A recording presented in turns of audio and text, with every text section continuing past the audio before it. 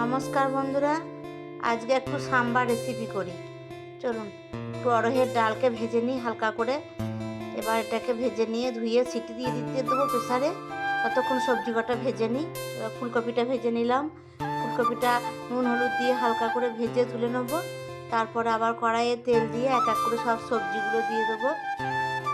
সব সবজিগুলো দিয়ে ভালো করে ভেজে একটু পেঁয়াজ দিয়ে আবারও ভালো করে ভাজতে থাকবো। তারপর সাম্বার মশলাটা দিয়ে এটাকে আরও ভালো করে একটু ভেজে নেব। তারপর পরিমাণ মতো নুন মিষ্টি দিয়ে একটু লঙ্কা দিয়ে কাঁচা লঙ্কা ছিঁড়ে দিয়ে দিলাম। দিয়ে এবার এটা জল দিয়ে একটু সিদ্ধ হতে দেবো। এটা কিছুক্ষণ সিদ্ধ হবে। সিদ্ধ ভালো করে রাখবো, নেড়ে দিলাম।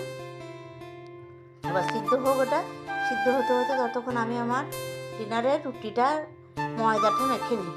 এবার সিদ্ধ হয়ে গেলে ঢেলে দিই। ডাল সিদ্ধটা ঢেলে দিয়ে আরও কিছুক্ষণ একটু হতে দেবো।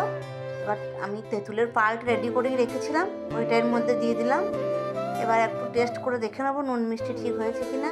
এর একটা ফোড়ন করে দেবো, কারি পাতা হিং দিয়ে একটু ফোড়ন করে এটাকে সাম্বারটার মধ্যে ঢেলে দেবো।